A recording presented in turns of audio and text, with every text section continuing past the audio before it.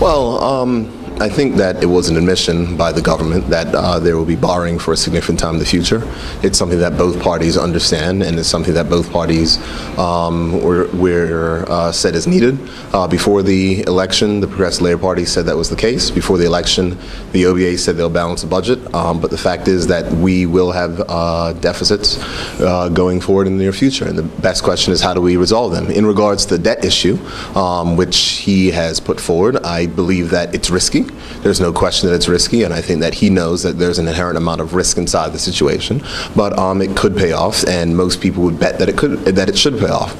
However, the way that markets work those type of variables, insofar as the perception that interest rates will rise over the long term, will definitely price into the issue. So I'm not entirely certain if the savings will be as high as he thinks the savings will be.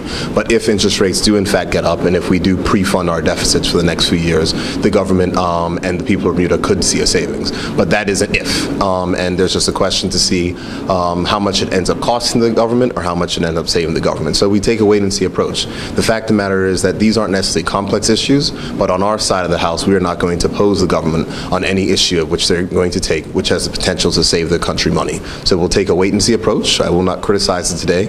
It is fraught with risk, but we'll see how it works out over the next 2 or 3 years.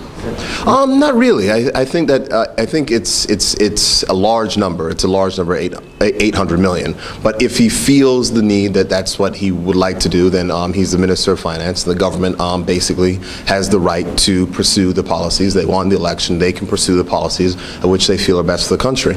We asked a few questions in the House today. One of the questions that I asked is who's on the Public Debt Advisory Commission, which he had mentioned, and he could not name the people who are on the Public Debt Advisory Commission. So I would look forward to getting those names from him, because I think that all people, it's important that answers are given to the House of Assembly and to people of Bermuda. And if people are advising the Minister of Finance, and they're advising the Minister of Finance, and he's bringing up these statements about the Public Debt Management Committee, I think that he should at least be transparent with the people of Bermuda and say who's on that committee. In addition, another question which we asked today is, if this issue is oversubscribed, such as the last one, will he in fact raise more money? For instance, if he wants to raise 800 million and he has the ability to raise 1.1 billion, will he go that far? Will he basically raise more money? And he said that he could not answer this question this time. As I said, these are things that we'll wait and we'll see. We will not attack it, because if it is a gamble, but it's a gamble that could pay off, and it could pay off handsomely. So I think that we'll take a wait and see approach on how this works.